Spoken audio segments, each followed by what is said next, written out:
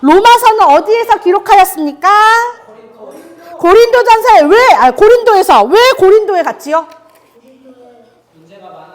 문제가 많았어. 그래서 고린도 교회에 쓴 편지가 고린도 전서후서가 성경에 있는데, 그러면 고린도 전서후서를 쓰고 나서 고린도 교회에 방문했다는 얘기겠죠.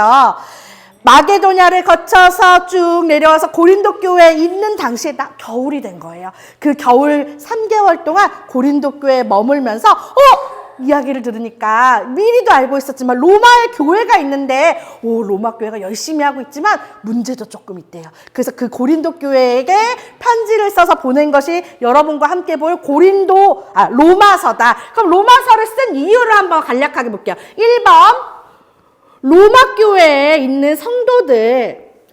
그럼 여러분, 이때까지 바울은 로마 교회에 간 적이 있었나요? 없었나요?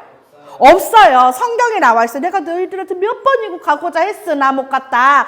그런 것처럼. 그렇지만 로마 교회에 바울이 방문한 적도 없지만 잘 서가고 있는 로마 교회 성도들의 믿음 생활을 위해서 로마서를 썼고, 두 번째, 로마서 15장에 보면은 나 이제 여기에 일은 얼추 다 끝냈어. 요쪽 대륙에서 복음 전하는 일은 끝냈으니까 너희한테 갔다가 그 다음에 어디로 갈 거다? 서바나는 지금의 어디? 스페인. 내가 너희한테 갔다가 서바나로 가려고 해. 그때 너희들이 나를 위해서 조금 헌금도 해주고 많이 동역을 같이 해주길 바래 하면서 먼저 편지를 보내는 거예요. 편지 내용이. 그게 어디에 있다? 로마서 케이크엔 없지요. 로마서 어디에 있다고? 로마서 15장에 서바나에 가고자 하는 계획이 있다. 그리고 세 번째는 로마 교회 내에 있는 유대인 성도와 헬라인 성도들 간에 갈등이 있는 거예요. 그래가지고 이 일을 좀 해결을 해줘야 되기 때문에 이 로마서를 썼어요.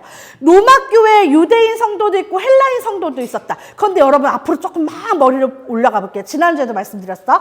로마에는 글라우디오 황제 때 모든 유대인을 다 추방시키는 일이 벌어졌어요. 그쵸? 그때 나왔던 사람이 바울과 함께 사역했던 누구였다고요?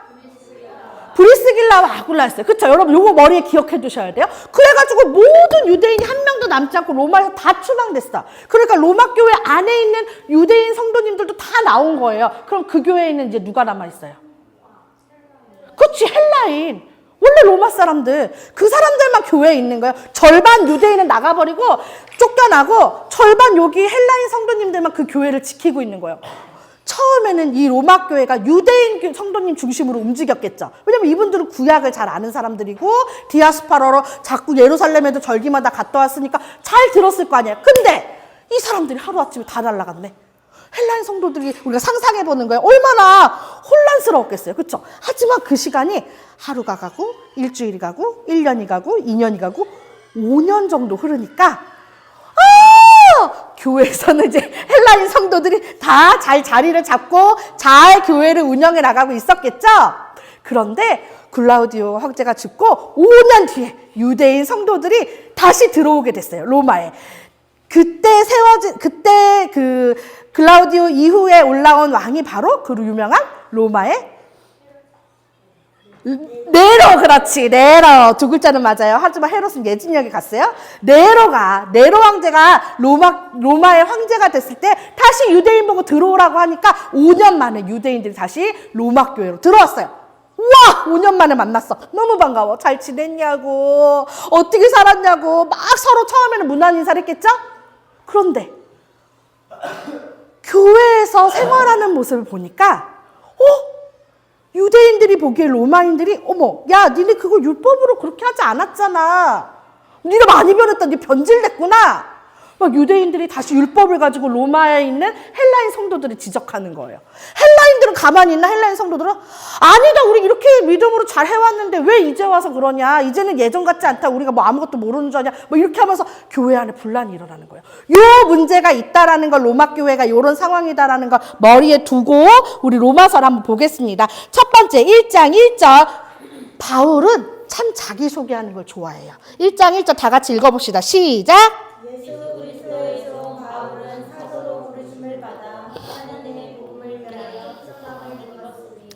바울은 참 사도라는 것에 대한, 사도권에 대한 오해를 많이 받던 사람이에요. 그래서 자기에 대한, 자기가 자기 잘난 척 하고 싶어서가 아니라 자기가 사도됨을 확실히 해놓고 가야 되는 이유가 있었어요. 그래서 여기도 말하죠. 사도. 난 부름받은 사람이다. 무엇을 위해서? 하나님의 복음을 위해서 부름받은 사람, 나 바울은 하면서 시작을 해요. 그러면서 2절에 처음에 뭐라고 하죠? 이 복음은 이라고 시작합니다. 여러분, 복음은 어떤 뜻일까요? 복음은 무엇인가? 누든. 그렇지. 한번 얘기해보세요. 복음은 뭐예요? 우리가 아는 복음은 그치. 말 그대로 풀어서 복된 소식. 또 보통 영어로 뭐라 그래요? 굿뉴스 이렇게도 얘기하고, 그쵸? 그런데 이 헬라어의 복음이라는 뜻을 뭐라고 말하냐면 유앙겔리온이라고 말하는데, 무슨 로봇 이름 같지 않아요? 유앙겔리온? 복음은 원래 헬라어로 유앙겔리온이라고 말한대요. 근데 이 유앙겔리온은 종교적인 단어인가요? 아니요. 군사적인 단어예요. 그러니까 그 당시에 어떤 복음, 우리가 생각하는 복된 소식, 예수님, 굿뉴스 이런 의미를 담고 있는 복음 유앙겔리온이 아니라 군사적. 그때 당시에는 어떤 게 제일 기쁜 소식이에요? 식민지를 넓히는 거. 복된 소식이죠. 왕자가 태어나는 거 복된 소식이죠. 이런 식으로 정치적, 군사적으로 사용하던 단어 복음이에요. 그러니까 이건 기독교 안에서만 쓰던 단어도 아니고 그 당시에 로마 안에서 잘 사용되던 단어인데, 그렇다면 이런 복음 말고 우리가 알아야 되는 복음은 뭐예요? 하나님의 복음은 무엇인가? 요걸 알아야 되잖아요. 그쵸? 복음, 좋아. 복음. 우리는 이제 복음이라고 말하면 요런 의미도 있구나 하고 지식적으로 아시면 요거는 별로 중요하지 않아요. 유앙겔리온은. 뭐가 중요해요? 하나님의 복음을 아는 게 중요한데 2절에서 그것을 말하는 거예요. 자꾸 책이 넘어가네. 이 복음은 하면서 하나님이 그렇게 돼 있죠. 그런데 하나님이부터 4절에 선포되셨으니까지를 괄호로 묶어서 이 부분을 우리가 이걸 헬라어 번역할 때는 이 부분이 없어도 되는 부분이래요. 그러면 이 부분을 빼고 이 복음은 다음에 곧을 거기서 이어붙여서 한번 읽어볼게요. 시작. 이 복음은 뭐라고요? 곧 우리 주 예수 그리스도십니다. 딱 정리되죠. 바로 뭐예요? 복음은 예수 그리스도예요. 우리는 이것을 여러분들 이미 알고 계시지만 한 번 더 머리에 정리해야 돼요. 복음은 뭐다? 예수 그리스도다. 복된 소식은 예수 그리스도다. 기쁜 소식은 예수 그리스도다. 이것을 로마서 첫 번째 바울이 앞에 적어놓고 있어요. 그러면서 이야기를 해요. 내가 원래는 너희한테 가고 싶었는데 하면서 8절에 쭉 얘기하면서 10절에 얘기해요. 어떻게 하든지 이제 하나님 뜻 안에서 너희에게로 나아갈 좋은 길 얻기를 구하노라. 내가 계속 하나님께서 허락하시며 너희에게 가도록 노력할게 라고 이야기 처음에 이제 인사 끝났어요. 본격적으로 들어가는 내용이 어디서부터다? 1장 18절부터예요. 아까 로마 교회 안에 갈등이 있었다고 했죠. 누구와 누구의 갈등? 유대인 성도와 헬라인 성도의 갈등이 있었다고 해서 첫 번째, 그래서 이걸 먼저 바울이 짚고 넘어가는 거예요. 1장 18절부터 32절까지는 옆에 설명에도 나와 있지만 불의한 이방인이라고 그래서 이방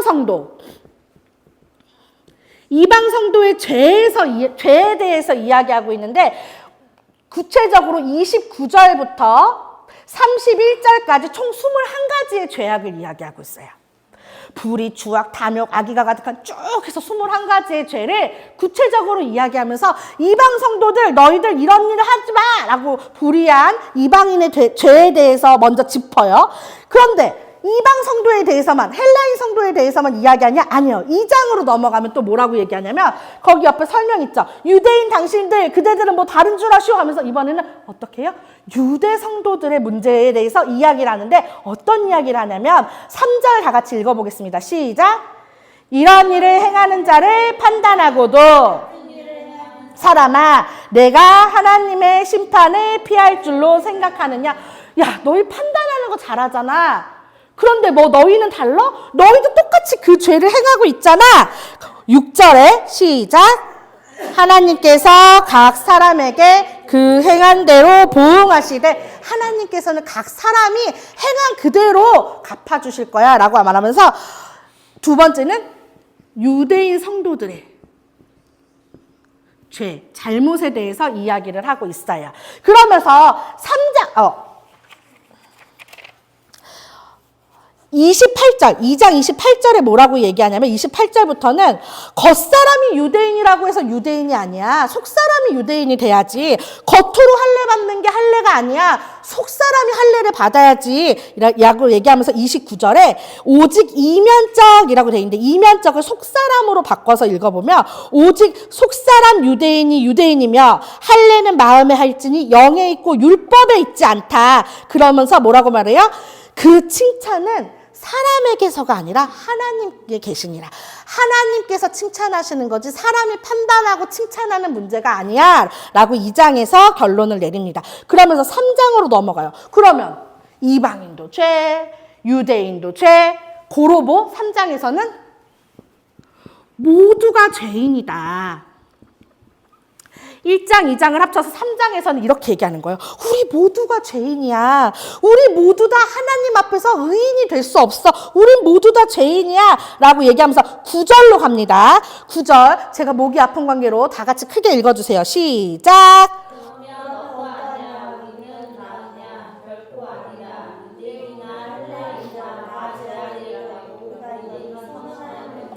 유대인도 헬라인도 다 우리는 죄인이다 라고 이야기하면서 10절에 기록된 바 의인은 없나니 하나도 없다 라고 이야기를 하고 있어요. 21절로 넘어가서 여러분 또 읽어보겠습니다. 그런데 우리 모두가 죄인이었는데 이런 일이 벌어졌대요. 21절 시작.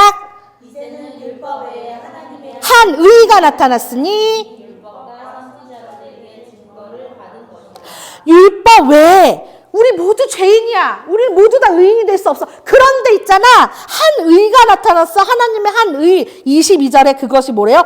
곧 예수 그리스도. 우리 모두 다 죄인이었지만 22절 곧 예수 그리스도를 믿음으로 말미암아 모든 믿는 자에게 미치는 하나님의 의인이 차별이 없다. 이방인도 유대인에게도 차별 없이 모두 임하여지는 그 의, 바로 예수 그리스도가 이 땅에 오셨다. 이것을 이야기하고 있는 거예요. 이게 우리 복된 소식이고 복음인 거예요. 그렇죠? 이렇게 이야기를 하면서 27절에 이야기를 합니다. 시작. 자랑할 데가 없느냐, 있을 수가 없느냐, 무슨 업으로냐, 힘이로냐, 아니라 오직 믿음의 법으로. 제가 로마서 처음에 몇 주 전에 말씀드리면서 로마서에서는 요 단어가 굉장히 중요합니다 라고 했던 네 글자 어떤 거였는지 기억하세요? 그렇죠. 이신칭의 의는 오직 믿음으로 말미암아 된다. 그런데 요 말씀인 거예요. 우리 모두 다 죄인이야. 우리의 행동으로는 어떻게 해도 의인이 될 수 없어. 그런데 하나님의 의가 예수 그리스도가 이 땅에 오셔서 우리를 의인 되었다라고 해주셨기 때문에 방금 읽었던 27절처럼 그러니까 너희는 자랑할 게 없어. 유대인?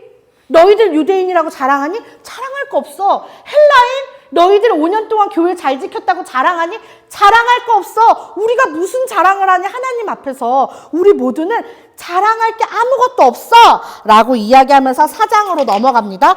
믿음으로 의롭다 된다라는 거, 그거 증인이 누가 있냐고? 있어. 바로 누구예요? 아브라함. 4장에서 말하는 거예요. 믿음으로 의롭다 된다라는 걸 좀 더 구체적으로 설명하기 위해서 4장에서 바울은 아브라함을 소환해요. 아브라함, 믿음의 조상 아브라함이라고 말하잖아요. 우리 아브라함을 생각하기 위해서는 창세기로 올라가야 돼요. 올라가서 하나님께서 아브라함을 부르셨어요. 하나님께서 아브라함을 부르셔서 이 바다의 모래알같이 하늘의 별과 같이 자녀들을 주시겠다고 말씀하셨어요. 그러면서 하나님께서 아브라함에게 하신 얘기가 있어요. 창세기 15장 6절. 성경책이 있으시거나 핸드폰을 찾으실 수 있는 분들은 찾아보세요. 그러면서 하나님께서 아브라함한테 이런 칭찬을 해주세요. 아브라함 뭐 별거 한 게 없어. 사실 읽어보면. 근데 하나님께서 그냥 부르시고 막 예쁘다 하시고 막 하시면서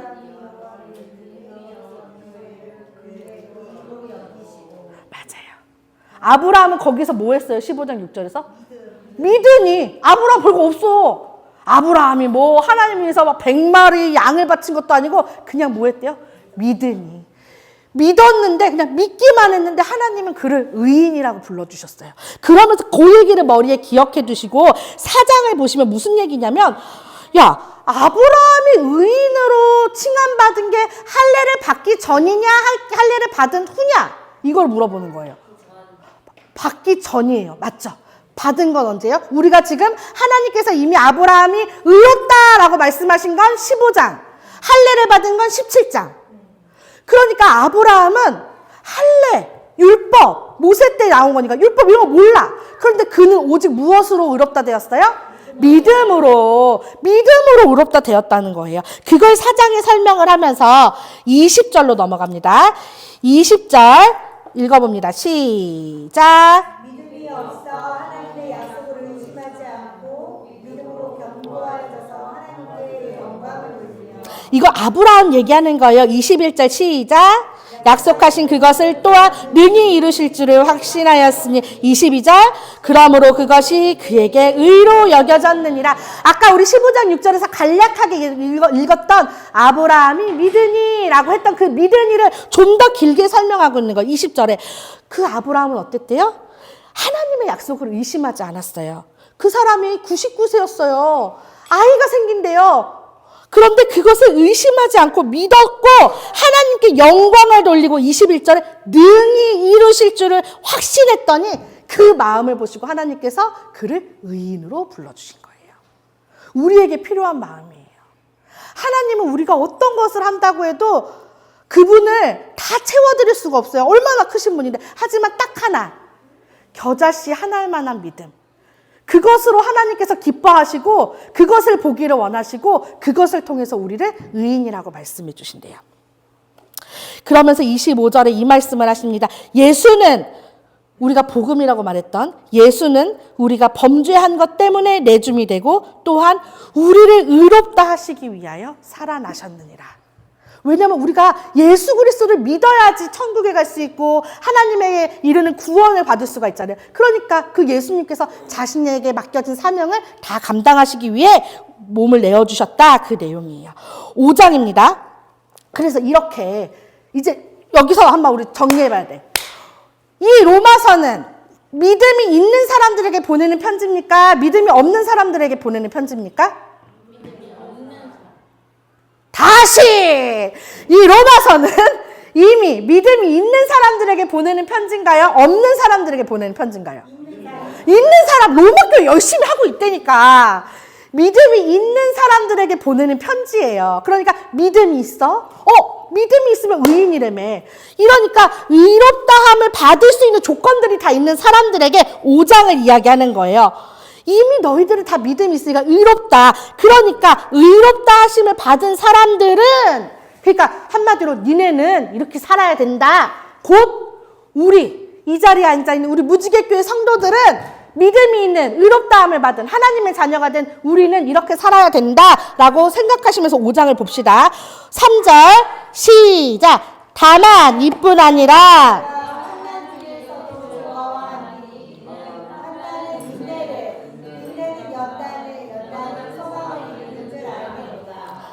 여러분들에게 환난이 있으면 이 환난을 즐거워해야 한대요. 그리고 그 환난은 인내를 만들고 인내는 여기서 연단을이라고 했는데 쉬운 성경에서는 연단된 인격을이라고 써 있어요. 그러니까 인내는 연단된 인격을 만들고 연단된 인격은 소망을 이룬다라고 읽으시면 돼요.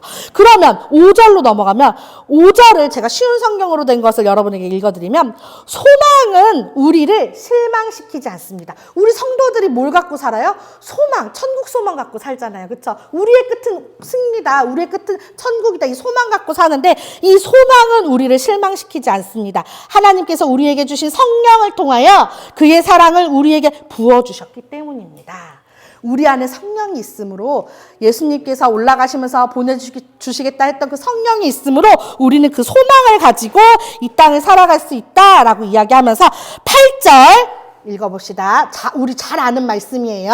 시작. 우리가 아직 죄인되었을 때 그리스도께서 우리를 위하여 죽으심으로 하나님께서 우리에 대한 자기의 사랑을 확증하셨느니라.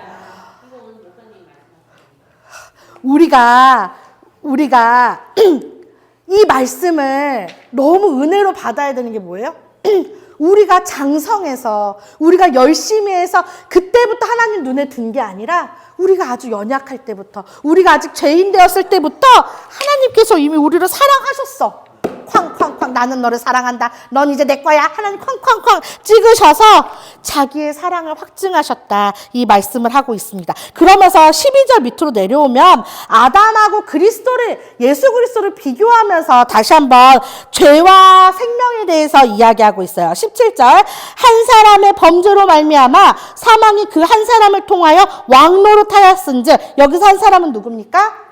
아담을 통하여 이 땅에 죄가 들어왔다. 그래서 결론은 우리는 사망에 이르러야 했지만 밑에 더욱 은혜와 의의 선물을 넘치게 받은 자들은 한 분 예수 그리스도를 통하여 생명 안에서 왕노릇하리로다. 하지만 예수 그리스도를 아는 사람, 아담으로부터 들어온 죄가 있어. 하지만 이제 거기에서 몸을 돌려 예수 그리스도를 바라보는 자들한테는 뭐가 있다고요? 생명이 있다. 이 이야기를 5장 하반부에 하고 있습니다. 6장으로 넘어갈게요. 그러면서 우리는 그리스도와 함께 죽고 그리스도와 함께 살아야 한다. 이 이야기를 하는데 옆에 보충 설명 보면 어떤 강론을 상기해 보라고 되어 있나요?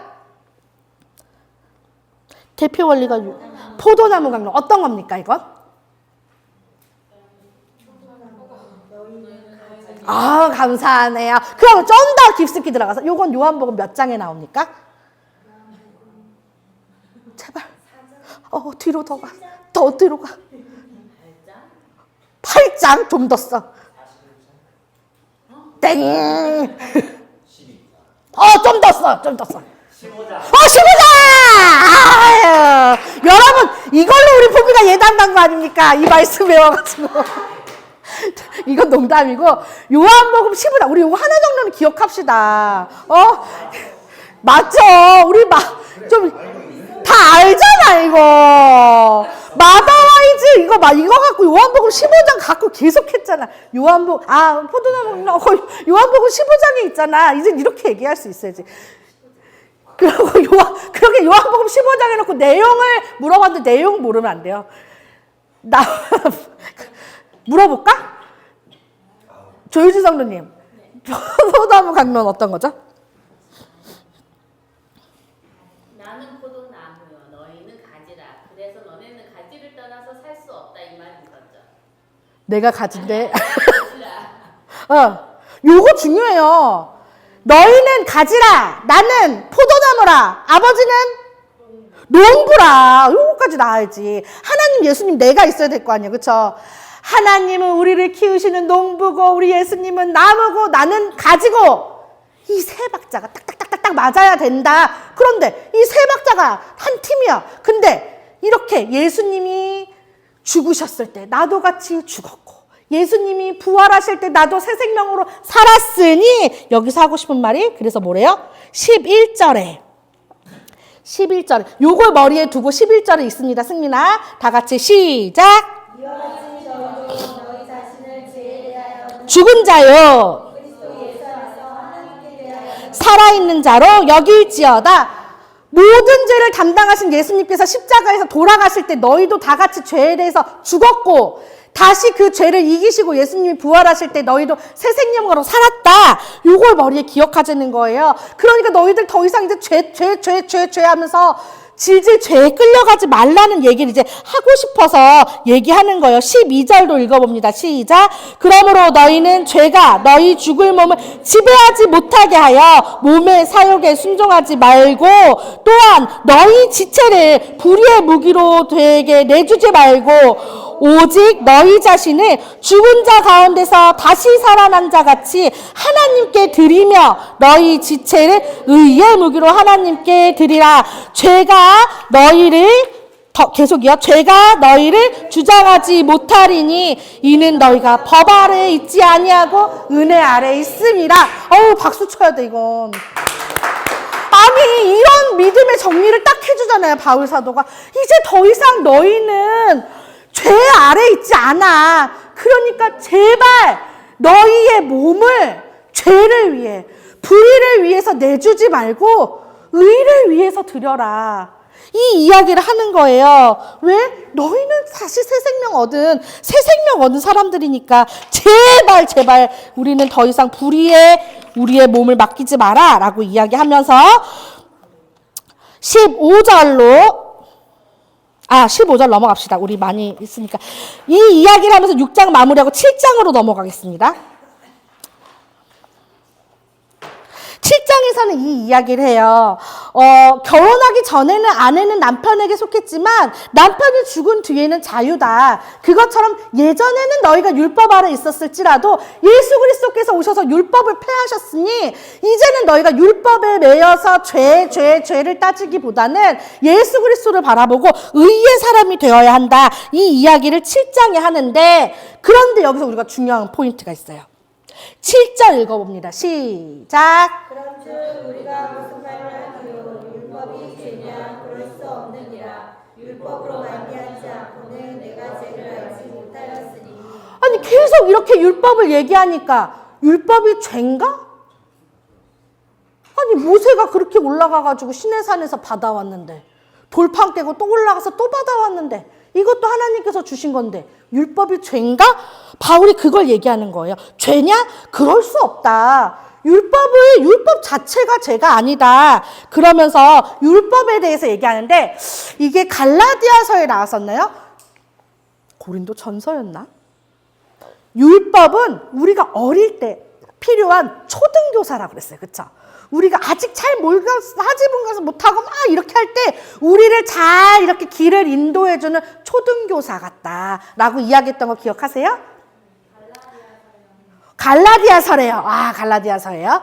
그것처럼 율법은 그런 역할을 하는 거예요. 뭐가 죄인지 뭐가 죄가 아닌지 알지 못하던 우리에게 그 가이드라인을 만들어주던 것이 율법이었어요. 그런데 율법이 너희들을 이렇게 망친 이유는 바로 율법이 문제가 아니라 뭐다? 8절 시작. 그러나 죄가 기회를 타서 계명으로 말미암아 내 속에서 온갖 탐심을 이루었느니. 그런데 죄란 놈이 문제인 거예요. 율법이 문제가 아니라. 죄라는 게 율법을 도구 삼아서 우리 안에 들어와서 우리 마음을 공격했다는 거예요. 원래 사람이 뭐 하지 말라 그러면 하지마 계속 공격하면 하지마 하면 죄인이지. 근데 재미는 있을걸? 해? 하지마 한 번만 해볼까? 남들이 보는 사람들한테 한 번만 해볼까? 이런 식으로 우리 안에 있는 이 죄가 계명이라는 것을 도구 삼아서 우리 마음에 있는 탐심을 건드려서 죄를 짓게 하고 그 죄 짓는 사람을 정죄하게 만들고 우리의 삶을 올감했다라는 거예요. 율법이 문제가 아니다. 너희 안에 있던 죄가 문제였던 거다라고 이야기하면서 7장 7절과 8절에서 율법에 대해서 이야기합니다. 그러면서 21절로 넘어가요. 바울이 자기가 깨달은 바를 여기서 한번 고백을 합니다. 시작. 그러므로 내가 한 법을 깨달았노니 곧 선을 행하기 원하는 나에게 악이 함께 있는 것이로다. 우리 모두 내가 하나 깨달았는데 우리 모두 선을 행하기 원하잖아요. 그렇죠? 다 착하게 살기 원하잖아요. 말씀대로 살기 원하잖아요. 그런데 우리 안에 마음에 뭐가 있대요? 악이 함께 있대요. 그래서 24절에 오호라 나는 곤고한 사람이다 이렇게 바울이 이야기하면서 이 사망의 몸에서 23절을 읽고 싶었어요. 내 지체 속에 한 다른 법이 내 마음의 법과 계속 싸우는 거예요. 마음에서 선한 마음과 죄악된 악한 마음이 계속 싸워서 내 지체 속에 있는 죄의 법으로 나를 사로잡는 것을 보는도다. 내 마음에서 계속 선한 것과 악한 것이 싸우고 있다라고 바울이 솔직하게 고백하고 있는 거예요. 그런데 여기서 문제는 뭐예요? 계속 싸워야 된다는 거예요. 여러분, 싸워야 돼요. 우리가 주는 내 아버지시오 하면서 이곳에 앉아있지만 성도가 되었지만 계속 사실 죄악으로 넘어지잖아요. 방금 여기 들어오기 전에도 아마 죄를 지었을 거고 우린 100% 나가면 또 죄를 지을 거예요. 그러니 나는 이번 생은 망했네가 아니라 계속 싸워야 된다는 거예요.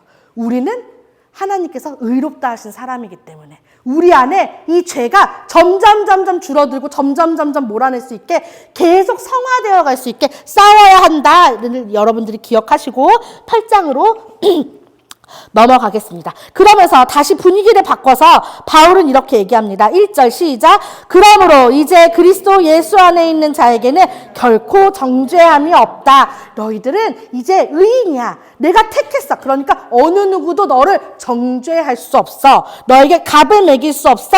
이 이야기를 하면서 12절. 그러니까 너희들은 앞으로 어떻게 살아야 하냐면 12절에 다시 한번 얘기합니다. 시작. 그러므로 형제들아 우리가 미친 자로 내 육신에게 져서 육신대로 살 것이 아니라 여기까지 요거를 또 다시 쉬운 성경으로 조금 이해하기 쉽게 말씀드리면 우리는 빚진 자예요. 어디에? 하나님의 사랑에 빚진 자예요. 하지만 빚졌다고 해서 우리가 육신에게 이제 더 이상 빚을 진 게 아니라는 거, 우리는 육신을 따라 살아야 될 사람들이 아니라는 거, 이거를 지금 여기 12절에서 정리해 주는 거예요. 그러고 15절로 갑니다. 시작. 너희는 다시 무서워하는 종의 영을 받지 아니하고 양자의 영을 받았으므로 우리가 아빠 아버지라고 부르짖느니라. 누구를 아빠 아버지라고 부르는 걸까요? 너희는 이제 더 이상 죄의 종이 아니다. 우리는 하나님을 아빠라고 부를 수 있는 존재들인 거예요. 얼마나 놀랐을까요, 성도들이? 특히나 헬라인들은 신을 많이 섬기던 사람들이란 말이에요. 로마 신화 이런 거 많잖아요. 그런 배경 속에 살았던 사람들이, 로마 사람들이, 헬라 성도들이 어떤 신을 자기 아버지라고 부르며 살았겠어요. 그런데 바울은 얘기하는 거예요. 우리 하나님을 이제 너희는 아빠라고, 아버지라고 불러도 돼. 그 이야기를 15절에서 합니다. 16절. 그런데 이 일의 증인이 누구냐면 바로 성령님이시래요. 그리고 17절 다 같이 읽겠습니다. 시작. 자녀이면 또한 상속자, 곧 하나님의 상속자요. 그리스도와 함께한 상속자니 우리는 이제 상속자가 됐어요. 양자가 되면서 예수님과 함께하는 우리는 상속자가 됐어요. 그러니까 이제 우리는 뭘 해야 되냐면 우리가 시작. 우리가 그와 함께 영광을 받기 위하여 고난도 함께 받아야 할 것이니라. 상속자라고 해서 재산 받기만 기다리고 그 무게감을 견디지 않는다는 건 온전한 상속자인가요? 아니에요. 우리가 양자가 되었고 하나님의 상속자가 되었다면 기쁨의 영광도 받아야겠지만 그분으로 인하여 이 땅에서 우리가 감당해야 될 고난도 아까 읽었던 말씀처럼 기뻐할 줄 알아야 돼요. 그 내용입니다. 그러면서 여기서 조금 여러분도 어려울 수 있는 부분이 18절부터 나와요. 거기 소타이틀이 뭐라고 되어 있냐면 모든 피조물이 구원을 고대하다라고 되어 있죠. 이 부분을 저도 처음에는 읽을 때 이해가 안 돼서 여러 군데를 찾아봤어요. 18절 생각하건대 현재의 고난은 장차 우리에게 나타날 영광과 비교할 수 없도다. 여기 별로 어렵지 않아요. 그렇죠? 지금 우리가 로마교회 성도들이 그리고 5년 동안 박해받아서 떠났던 그 로마교회 유대인 성도들이 받았던 고난은 장차 우리가 부활했을 때 하나님을 만났을 때 경험한 영광하고는 비교할 수 없다. 그 영광이 더 크다는 얘기겠죠? 19절 피조물이 고대하는 바는 하나님의 아들들이 나타나는 것이니 피조물은 뭐예요? 하나님께 지음받은 것들이죠. 하나님께 지음받은 것들은 무엇을 고대한대요? 하나님의 아들. 여긴 이것은 곧 믿는 자들의 얘기예요. 믿는 자들이 나타나는 것을 기다린대요. 20절. 피조물이 허무한 데 굴복하는 것은 자기 뜻이 아니요 오직 굴복하게 하시는 이로 말미암음이라. 여기서 이 피조물은 인간을 제외한 지음받은 그 모든 것들이에요. 하나님의 아들들, 믿는 자들이 죄로 인해서 허무한 존재들이 되어버렸어요. 그런데 그 허무한 존재들에게 20절에 피조물들이 아직까지도 계속 굴복하는 것은 그들이 원하는 바는 아니었지만 하나님께서 굴복하게 하셨기 때문에 굴복하고 있는 거라는 거예요. 21절. 그래서 그 피조물들이 바라는 것은 무엇이냐? 이제는 이 썩어짐의 종노릇한 데서 해방되어서 하나님의 자녀들의 영광의 자유에 이르는 것이니라. 이래서 소타이틀인 모든 피조물이 구원을 고대하다라는 타이틀이 나올 수 있어요. 허무해져 버린 인간의 섭리대로 섬기고 있었던 그 피조물들까지도 하나님께서 이루시는 그 구원을 고대하고 있다. 그 이야기를 18절에 하고 있습니다. 9장으로 넘어갑니다. 그런데 그 구원은 어디서 나오느냐? 우리의 노력? 우리의 열심? 아니, 그 구원은 온전히 하나님께 달려 있어요. 그것을 예로 어떻게 드냐면 11절 12절에 에사와 야곱의 이야기를 들면서 하나님의 온전한 주권적인 택하심에 대한 설명을 하고 있어요. 야곱과 에서가 복중에 있을 때, 그들이 아직 태어나서 뭔가 하지도 않았어. 그런데 이미 복중에 있을 때 하나님께서 강권적으로 주권적으로 결정하셨던 거다. 구원은 그런 거다. 인간의 의지나 노력이 아닌 구원은 온전한 하나님의 긍휼이다. 그러니까 20절에 이 사람아 내가 누구이기에 감히 하나님께 반문하느냐? 지음을 받은 물건이 지은 자에게 어찌 나를 이같이 만들었냐고 말하겠느냐? 라고 이야기하는 거예요. 구원은 하나님의 주권적인 선택인데 지음받은 우리가 이 사람은 구원 안 받아야 되는 거 아니에요? 이 사람은 아직 덜 됐는데? 이 사람은 좀 아닌 것 같은데? 이렇게 판단할 수 있는 게 뭐가 있냐는 이야기를 합니다. 10장으로 넘어갑니다. 10장에서도 어려운 부분이 나오는데 10장은 그냥 간략하게 말씀 일치하고 설명드리면 6절에 나오는 말씀이에요. 믿음으로 말미암는 의는 이같이 말하되 내 마음에 누가 하늘에 올라가겠냐 하지 말라 하니 올라가겠느냐 함은 그리스도를 모셔내리는 것이요 혹은 누가 무저갱에 내려가겠느냐 하지 말라 하니 내려가겠느냐 함은 그리스도를 죽은 자 가운데서 모셔 올리려는 것이라. 이 부분은 메시아로 오셔서 부활하시고 승천하신 예수 그리스도를 믿지 않는 유대인들, 아직도 그 예수 그리스도를 온전한 메시아로 그리고 부활하셨고 승천하셨음을 믿지 않는 자들에게 말하는 거예요. 이러면서 8절에 그러면 무엇을 말하느냐? 말씀이 내게 가까워 내 입에 있으며 내 마음에 있다 하였으니 곧 우리가 전파하는 믿음의 말씀이라. 우리가 신명기에 보면 말씀을 가까이 하라고 하면서 입술에서 계속 암송하라는 말씀이 신명기에 있어요. 그것처럼 이 구원이 입술에 가까이 있다는 거는 그만큼 너희에게 구원이 가까이 왔다. 이 이야기를 하는 거예요. 불의한 유대인들은 예수 그리스도가 진정한 메시아인지 부활하셨는지 승천하셨는지 믿지 않는다고 하지만 우리는 구원이 너희에게 가까이 있음을 이야기하니까 너희는 이 구원을 사모해야 한다. 그 구원은 12절 유대인이나 헬라인에게 모두 차별 없이 주시는 구원이다 라고 이야기합니다. 11장으로 넘어가서 오랜만에 다시 이방인에 대해서 메시지를 전해요. 이방인을 뭐라고 표현하냐면 돌감람나무라고 표현을 해요. 아까 그랬잖아요. 나는 참 포도나무요 너희는 가지라. 예수님이 나무예요. 감람나무예요. 그런데 이방인인 돌감람나무 가지를 하나 떼어다가 감람나무에다 붙인 거예요. 이걸 이방인의 구원으로 지금 11장에서 비유하고 계세요. 17절 볼게요. 또한 가지 얼마가 꺾였어요. 이 가지가 온전하지 못해서 참 감람나무 가지 몇 개가 꺾였어. 뜯어졌어. 그래서 그 자리에다가 이방인인 돌 감람나무를 접붙인 거예요. 그랬더니 이 접붙임된 돌 감람나무가 어떻게 됐어요? 참 감람나무 진액을 받게 됐어요. 이게 바로 이방인의 구원을 설명하시는 거예요. 그러니까 18절에 뭐래요? 그 가지들을 향하여 자랑하지 말라. 자랑할지라도 내가 뿌리를 보존하는 것이 아니요 뿌리가 너를 보존하는 것이다. 이방인 헬라인 성도들 너희들 자랑할 거 없어. 너희가 이 뿌리에서 주는 힘으로 살아가는 거지. 접붙임 당한 가지 너희들이 뭘 자랑할 일이 있니? 20절에 그래서 두려워하라. 21절에 하나님이 원 가지들도 아끼지 않고 꺾어버리셨는데 너도 아끼지 아니하시리라. 너희도 떠나버리면 아끼지 아니하실 수 있어. 그러니까 두려워해. 경계해야 돼. 23절 끝에 접붙이실 능력은 누구에게만 있다? 하나님께 있다. 라면서 이방인의 구원에 대해서 설명하셨고 25절부터는 이스라엘 유대인들에 대한 구원을 이야기하세요. 29절 읽겠습니다. 시작. 하나님의 은사와 부르심에는 후회하심이 없느니라. 지금 이스라엘 사람들이 많이 범죄하고 많이 돌아오고 있지만 이스라엘을 제일 먼저 선택하셨던 하나님의 그 선택은 후회하심이 있다 없다? 없다. 그래서 결국에는 하나님께서는 이스라엘도 회복시키실 거다. 지금 비록 꺾여서 버림받은 가지 같지만 그 이스라엘도 하나님께서는 회복시키실 거다라는 이야기를 11장에서 하고 있습니다.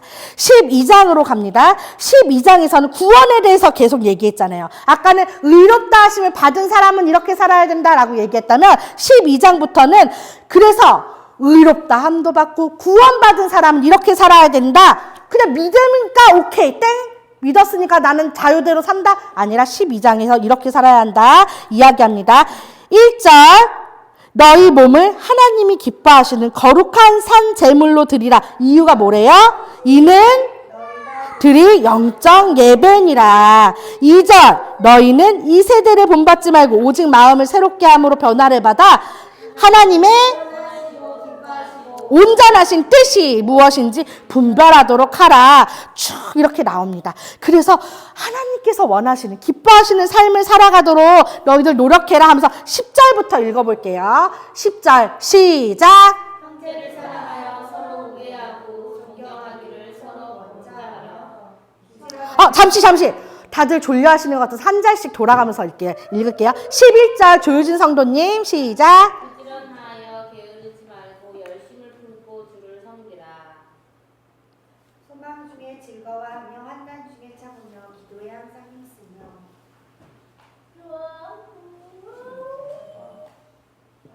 성도들의 쓸 것을 공급하며 선 대접하기를 힘쓰라. 너희를 닦게 하는 자를 축복하라. 축복하고 저주하지 마라. 즐거워하는 자들과 함께 즐거워하고 우는 자들과 함께 운다. 서로 마음을 같이 하고 높은데 마음을 주지 말고 고래 많은데 초하거나 스스로 지혜를 찾지 말라. 아무에게 나를 어렵지 말고 동상 앞에서 하나님 일을 넘어라. 할 수 있거든 너희로서는 모든 사람과 동감하라. 너희 사랑하는 자들아 너희가 친히 원수를 갚지 말고 하나님의 진노하심에 맡기라. 기록되었으되 원수 갚는 것이 내게 있으니 내가 갚으리라고 주께서 말씀하시니라. 내 원수가 죽이거든 먹이고 목마르거든 마시게 하라. 귀하고 주라. 숯불을 그 머리에 쌓아 놓으라. 악에게 지지 말고 선으로 악을 이기라. 너무 좋은 말씀이 우리가 기억해야 되는 말씀이에요. 그리스도인의 생활. 의롭다함을 입었고 그리고 구원함을 받은 우리가 이렇게 살아가기를 간절히 소망합니다. 13장으로 넘어갑니다. 그러면서 바울은 이것을 잊지 않아요. 그러면 우리끼리만 이렇게 살면 되냐? 아니, 그리스도인은 세상에서도 이렇게 살아야 한다 하면서 13장에서는 세상에서 살아가야 할 그리스도인들의 삶에 대해서 이야기하고 있어요. 권세들에 복종하라. 모든 권세는 다 하나님께서 정하신 바다. 그 권세들이 행하는 것을 위해서 우리가 기도할 수 있어야 되고 그들이 옳은 길을 갈 수 있도록 같이 협력해야 돼요. 그리고 나라에서 내라고 하는 것들 7절이에요. 모든 자에게 줄 것은 조대. 우리가 신앙생활 한다고 해서 이것은 우리가 하나님께 먼저 바쳐야 되는 거야. 이렇게 분별하면서 세상의 것을 소홀히 하지 말고 세상의 것도 균형 있게 본을 보이며 잘 섬겨야 한다라고 13장 앞에 이야기하고 9절을 신승철이가 책을 덮었지만 한번 펴서 읽어보겠습니다. 13장 9절.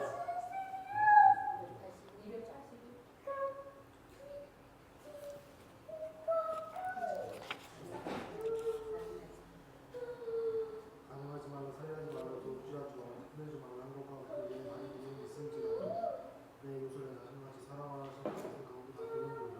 그러면서 사랑은 모든 계명들이 있지만 내 이웃을 내 자신과 같이 사랑하라 하는 이 말씀 안에 모두 다 포함된다. 사랑은 이웃에게 악을 행하지 아니하나니 그러므로 사랑은 율법의 완성이다. 그러면서 뒤에 후반부에 구원의 때가 가까이 왔다. 그러니까 12절에 우리가 어둠의 일을 벗고 빛의 갑옷을 입자. 14절에 오직 주 예수 그리스도로 옷 입고 정욕을 위하여 육신의 일을 도모하지 말라 하면서 구원의 때가 가까이 왔다. 왔다라는 것을 13장에서 로마 교회 교인들에게 선포합니다. 14장으로 넘어가면서 좀 더 디테일하게 교회 안에서 이루어져야 되는 생활에 대해서 이야기해요. 14장 1절 빨간 책입니다. 1절 믿음이 연약한 자를 너희가 받되 그의 의견을 비판하지 말라. 서로 형제들 안에 성도들 안에 비판하지 말라. 왜냐? 4절 끝에 이는 그를 세우시는 권능이 주께 있습니다. 그러니까 잘 보면 모든 것의 결단은 하나님께 있으니까 하나님께 다 맡기라는 삶을 이야기하고 있는 것 같아요. 그러면서 8절에 맞다 아니다 그런 거 따지지 마. 8절에 뭐라고 얘기해요?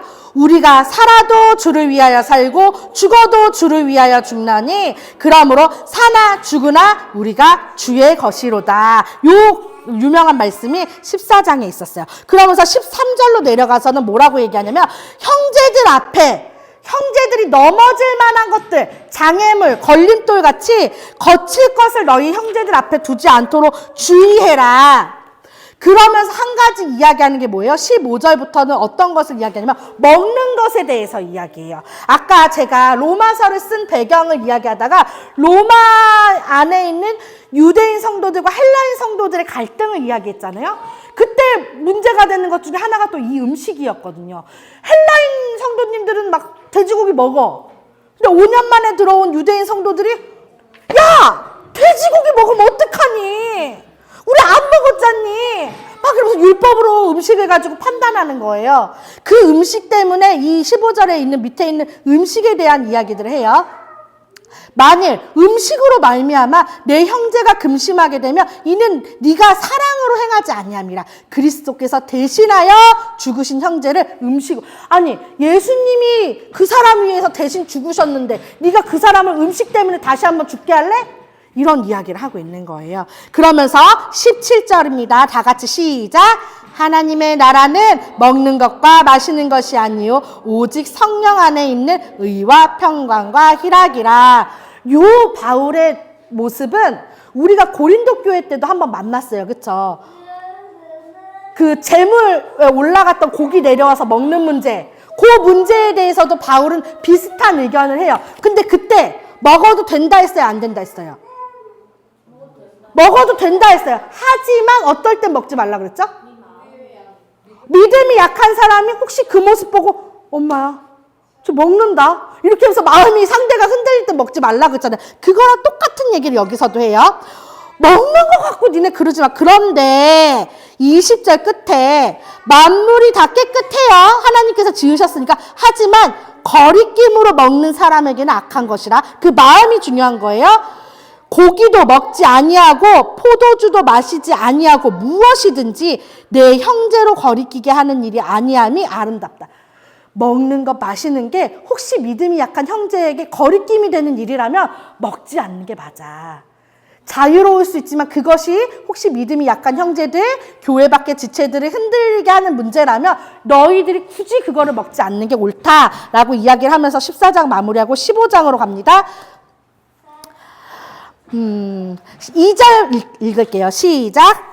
우리 각 사람이 이웃을 기쁘게 하되 선을 이루고 덕을 세우도록 할지니라. 이것도 고린도 교회부터 고린도 전서 후서에서 계속 나왔던 바울의 이야기예요. 품위 있고 질서 있게 행해라. 덕을 행해라. 선을 행해라. 바울이 계속 강조하는 부분입니다. 7절. 그러므로 그리스도께서 우리를 받아 하나님께 영광 돌리신 같이 어떻게 하래요? 너희도 서로 받으라. 예수님께서 우리를 받아서 하나님께 올린 것처럼 너희들도 교회 안에서 먹는 거 갖고 다투지 말고 절기 가지고 다투지 말고 서로 받아주라. 그러면서 22절로 넘어가서 우리 아까 얘기했던 대로 그래서 이제 내가 서바나로 갈 거야. 스페인으로 갈 때 너희한테 한번 들렸으면 싶어. 그때 성도 섬기는 일, 우리가 서바나로 가는 그 일을 너희들이 좀 도와줘. 그러면서 지금 마게도냐, 아가야, 갈라디아에서 구제헌금 걷었던 이야기도 여기서 살짝 15장 끝에 마무리하면서 이야기합니다. 그러면서 마지막 16장에는 여러 사람들에게, 로마 교회에 있는 여러 사람들에게 문안 인사를 하는데 제가 여러분과 짚고 넘어가고 싶은 건 13절이에요. 13절. 주 안에서 택하심을 입은 루포와 그의 어머니에게 문안하라. 그의 어머니는 곧 내 어머니니라. 예수님께서 십자가를 지고 올라가실 때 그때 당시에 유월절을 지키기 위해서 예루살렘에 들렀던 한 남자가 병정들의 손에 이끌려서 예수님 대신 십자가를 지는 사람이 있었어요. 그 사람이 누구였나요? 시몬. 오, 시몬. 그 사람. 예루살렘에 유월절 지키기 위해서 왔던 사람이에요. 그런데 뭔 소동이 있어서 이렇게 봤더니 어머, 십자가를 지고 어떤 남자가 올라가고 있어요. 병사가 오래요. 냅다 모르겠다 도망칠 수도 있었지만 가봤어요. 십자가를 대신 지래요. 십자가를 졌어요. 참 무거워. 그런데 그 사람은 묵묵히 예수님 대신 십자가를 지고 가요. 그 사람의 아들이 루포예요. 그러면 그의 어머니는 누굴까요? 그의 아내예요. 우연히 그 길목에서 예수님을 만나서 우연히 그 십자가를 진 것 같았지만 그 십자가를 진 이후에 그 시몬의 삶은 완전히 바뀌었다는 걸 여기서 알 수 있겠죠. 그의 가정이 온전히 바뀌었다는 걸 알 수 있겠죠. 그의 아들 그리고 그의 아내는 바울이 나의 어머니라고 고백할 정도로 교회에 헌신하고 사역을 위해서 함께 뛰는 믿음의 동역자 가정이 되었어요. 시몬을 하나님께서 예비해서 부르셨던 거예요. 그의 가정을 예비해서 부르셨어요. 이곳에 모인 우리 모두가 어쩌다 무지개교회에 모였는지 나 참 알 수가 없네. 왜 더 비누가 무지개교회 옆에 가게를 얻었을까? 나 그 일을 알 수 없고 왜 우리 하연이가 그렇게 길거리를 헤매다 무지개교회 문을 두드렸는지 나 알 수 없지만 그것이 뭐예요? 하나님께서 예비하셨어요. 그래서 이곳에 정우 아빠가 핸드폰 들고 계속 뭘 찍고 예배를 찍고 계시는 그 은혜가 있는 거예요. 매 어쩌다 속초까지 이사 왔는지 알 수 없지만 그게 다 뭐였어요? 하나님의 예비하심이었어요. 그래서 루포와 그의 어머니에게 문안하라. 그의 어머니는 곧 내 어머니니라. 이 한 구절이 주는 감동이 너무 큰 것은 하나님께서 그렇게 시몬을 길가에 있는 그 시몬을 부르셨던 그 섭리가 우리 안에도 함께 하셔서 우리 또한 하나님께서 쓰시는 믿음의 가정이 되기를 간절히 소망합니다. 그러면서 로맨 16, 19 이거 찬양했던 거 찬양 아시죠? 로마서 16장 19절입니다. 다 같이 읽고 마치겠습니다. 시작. 너희의 순종함이 모든 사람에게 들리는지라. 그러므로 내가 너희로 말미암아 기뻐하노니 너희가 선한데 지혜롭고 악한데 미련하기를 원하노라. 20절도 평강의 하나님께서 속히 사탄을 너희 발 아래에서 상하게 하시리라. 아멘. 쓰지어다. 아멘. 네, 로마서 이렇게 해서 마치겠습니다. 여러분, 우리는 모두 승리한 사람들입니다. 더 이상 죄의 종이 아님을 기억하시고 의로운 사람으로 그리스도인의 삶을 살아가길 소망합니다. 아멘.